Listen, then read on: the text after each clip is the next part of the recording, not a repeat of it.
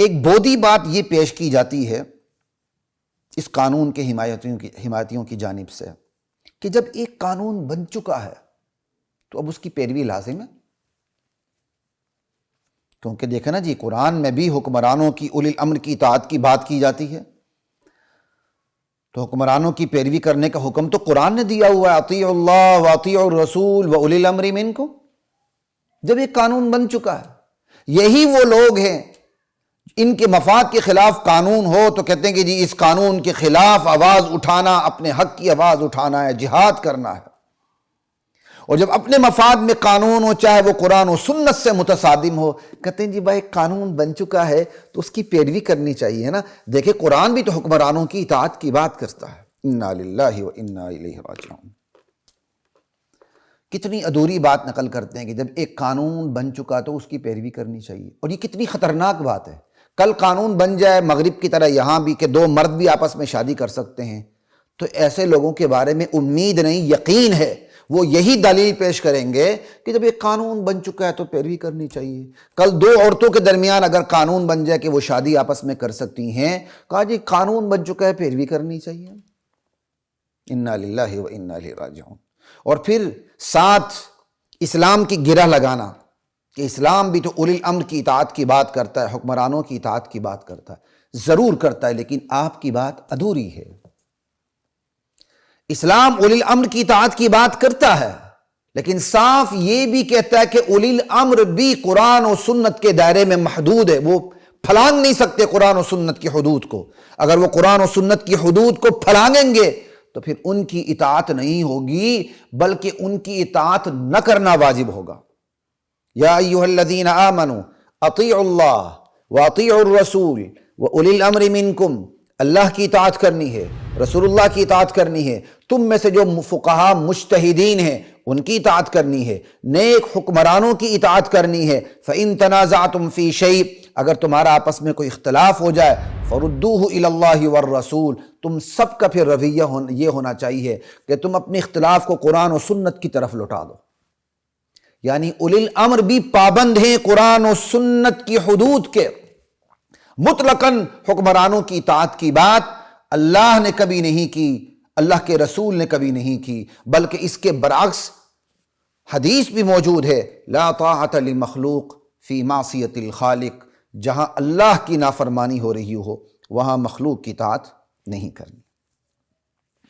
جی اگلی ایک اور بودی بات بھی کرتے ہیں، کہتے ہیں جی بطور پاکستانی ہمیں قانون کا احترام کرنا چاہیے،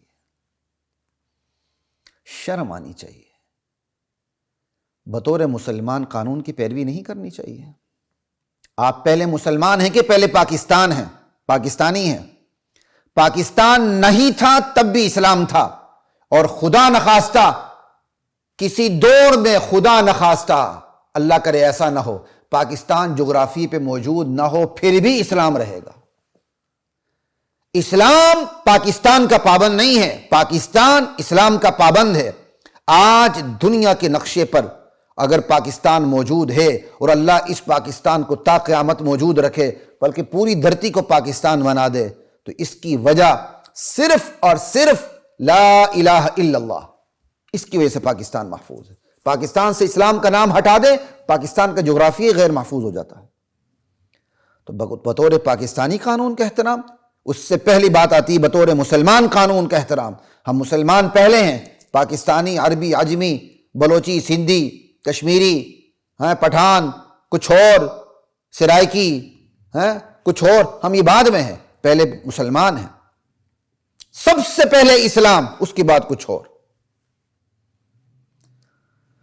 اسلام میں نیشنلزم نہیں ہے، وطن کی محبت ضرور ہے، لیکن وہ وطن کی محبت اسلامی حدود کی پابند ہے، اور اسلام کسی حدود کا پابند نہیں ہے، یہ بات یاد رکھیے۔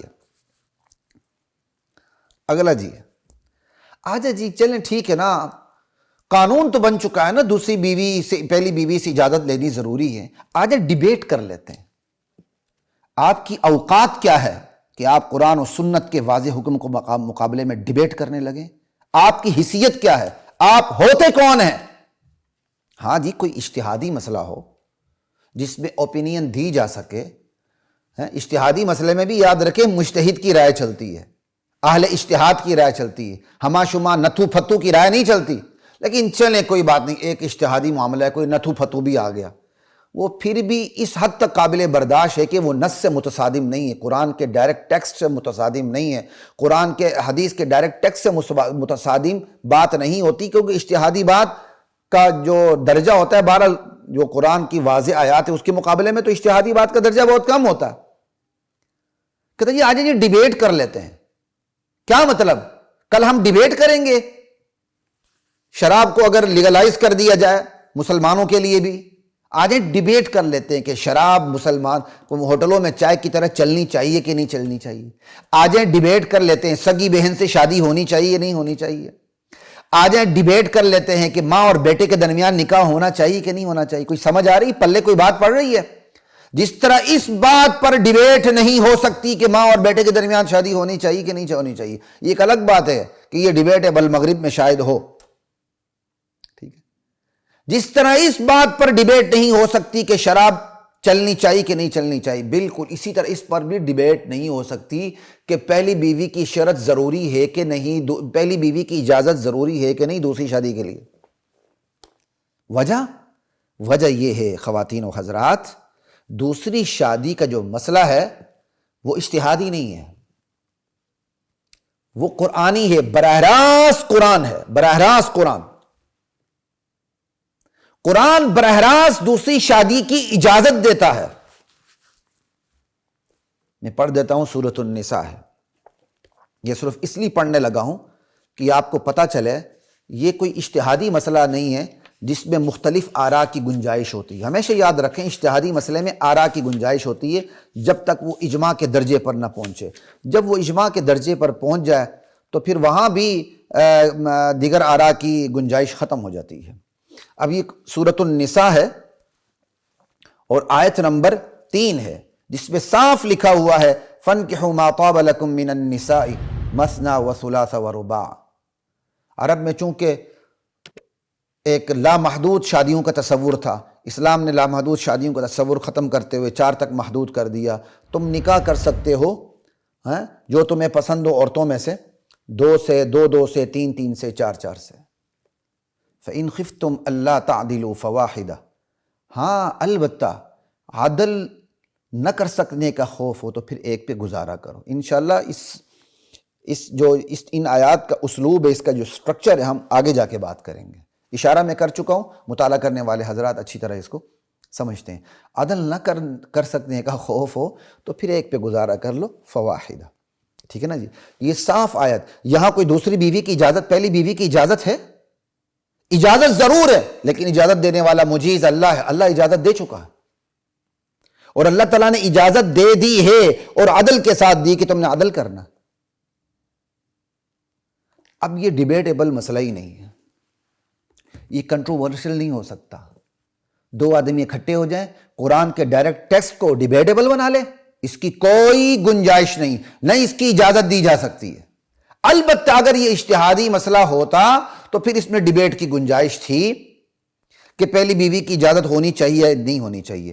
چونکہ یہ اجتہادی مسئلہ ہے ہی نہیں ہے، اس لیے ڈیبیٹیبل بات ہے ہی نہیں ہے، اسے کنٹروورشل نہیں بنایا جا سکتا کہ آجیں ہم ڈیبیٹ کر لیں۔ انا للہ و انا الیہ راجعون۔